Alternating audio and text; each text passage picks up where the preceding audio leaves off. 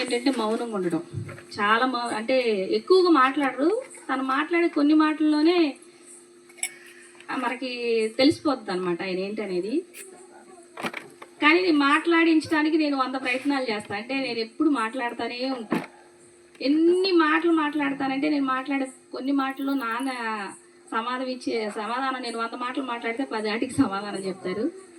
అయితే ఎప్పుడు మాకు నేర్పించేది ఏంటంటే మాకెవ్వరికి రాలా మౌనం. మా నాన్న ఎంత మౌనంగా ఉంటారో మేము అందరం అంతగా మాట్లాడుతూనే ఉంటాము. అయితే మాకు మా నాన్నగారు చెప్పింది ఏంటంటే ఎప్పుడు ఒక తల్లిదండ్రులు బిడ్డలకి ఏం నేర్పించాలి అనేది మా నాన్నను చూసి నేర్చుకోవచ్చు అనేది నా అభిప్రాయం అండి. ఎందుకంటే ఎప్పుడు చూసినా చెప్తానే ఉండేవాళ్ళు, ఎవరికి అన్యాయం చేయకూడదు, మనది కాంది ఆశించకూడదు, ఒకవేళ ఎవరి మీద కోపం వచ్చినా మేము వెంటనే ఎక్స్ప్రెస్ చేసేస్తాం. ఏదైనా కోపం వస్తే దాచుకోలేము, ఎందుకు వాళ్ళు మనకు అలా చేయటం ఎందుకు అని మేము రెస్పాండ్ అవుతాం. కానీ మా నాన్న తనకి ఎంత అన్యాయం జరిగినా కూడా మౌనంగానే ఉండేవాడండి. మేము దాని నుంచి నేర్చుకోవాల్సింది చాలా ఉంది. ఎందుకంటే ఎప్పుడు అనేవాడు, అమ్మా మనం ఎవరం తీర్పు తీర్చకూడదు, ఎవరి వారి క్రియలు చొప్పున వాళ్ళకి దేవుడే ప్రతిఫలం ఇస్తాడనేవాడు. కానీ నిజంగా చివరి దశలో నేను ఎప్పుడు ఒకటే క్వశ్చన్ అడిగేదాన్ని. ఎందుకంటే ఎవరు అడగడానికి ఇచ్చేసేవాళ్ళు కాదు, నేనే నాన్నకు సిగరెట్లు తీసుకొచ్చి ఇచ్చేదాన్ని అండి. ఎందుకంటే నాన్న దగ్గర ఉన్న బ్యాడ్ హ్యాబిట్ ఏదన్నా ఉంది అంటే ఆ సిగరెట్ స్మోక్ చేయటం, నేనే తీసుకొచ్చి ఇచ్చేదాన్ని. కానీ నేను నా మ్యారేజ్ అయ్యేటప్పుడు నేను ఎప్పటికీ ఒకటే మాట అడిగా, నువ్వు ఇన్ని రోజులు బ్యాడ్ హ్యాబిట్ ఒక్కటి కంటిన్యూ చేసావు కదా డాడీ, మరి నేను వెళ్ళిపోతున్నాను, నువ్వు ఇదే బ్యాడ్ హ్యాబిట్ కంటిన్యూ చేస్తే మరి దేవుడు నువ్వు ప్రార్థన చేస్తున్నావు, వాకింగ్ చెప్తున్నావు, పుల్పీట్ ఎక్కుతావు, అన్నీ చేస్తున్నావు కదా, మరి నీలో ఈ ఒక్క బ్యాడ్ హ్యాబిట్ అంటే చాలా ఉంది, ఆ ఒక్క లోపమేనమ్మా, దాన్ని నేను సరి చేసుకుంటాను, నీ మ్యారేజ్ అయిన తర్వాత మానేస్తానన్నారు.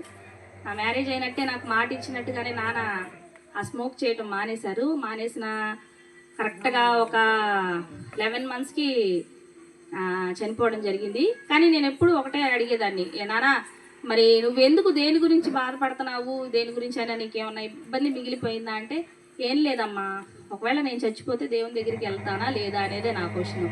ఎప్పుడు అదే ఇచ్చేసేవాళ్ళండి. ఎందుకు నీకు అంత డౌట్ ఎందుకు వచ్చిందంటే, అంటే నేను బ్యాడ్ హ్యాబిట్లో ఉండి నా లైఫ్ని చాలా వరకు ఇట్లా లీడ్ చేశాను కదా అనేదే నా ఇది. అంటే మేము ఎప్పుడు అదే అనుకుంటా ఉండేవాళ్ళం. దేవుని కృప వలన మా అందరికీ దేవుని అంత భయభక్తులు కలిగి ఉండటం ఎలాగా అనేది నేర్పించారండి. ఎందుకంటే అంటే లోకంలో జీవించే వాళ్ళు కూడా ఉన్నారు, కానీ మా 5 బిడ్డలు నాన్న ఎట్లయితే ఇచ్చేశారు మాకు ఆస్తులు అంతస్తులు ఇవి అంటే ఇలా బ్రతకాలి అలా బ్రతకాలని నేర్పించకపోయినా ప్రతి సండే చర్చికి వెళ్ళడం మాత్రం నేర్పించారు. ఎందుకంటే ఇక్కడ మేము రెడీ అవ్వకుండా నాన్న మాకంటే ముందు కరెక్ట్ టయానికి బయటకు వచ్చి నుంచొని తిడతా ఉండేవాళ్ళు, ఎవరైతే బయటికి రాకుండా ఉంటారో వాళ్ళందరినీ.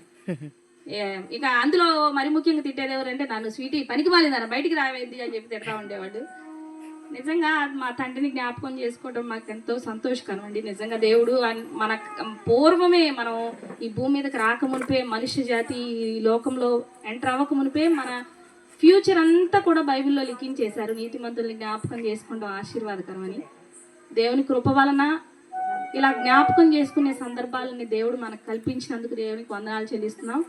ఇక్కడ మమ్మల్ని విడిచి వెళ్ళిపోయిన తర్వాత దేవుని నుంచి ఆయన నుంచి మేమేం నేర్చుకోవాలనేది, మేమన్నిటికీ నేర్చుకోవడానికి నిరంతరం మా తండ్రి వలె ఉండటం లాగా బ్రతకడం ఎట్లాగనేది ప్రయత్నం చేయడానికి ప్రయత్నిస్తాం. మీరందరూ కూడా మా కొరకు ప్రార్థనలు పెట్టండి. దేవుని కృప వలన ఈరోజు మేము బ్రతికి అంటే ఎలాంటి లోటు లేకుండా బ్రతుకుతున్నాం అంటే మేబీ మా తల్లిదండ్రులు చేసిన మంచి పనులు కావచ్చు, ఆ ఆశీర్వాదం కావచ్చు. దాన్ని బట్టి దేవునికి వందనాలు చెల్లిస్తున్నాను. ఈ సమయాన్ని ఇచ్చిన అన్నయ్యకి వందనాలు చెల్లిస్తున్నాను.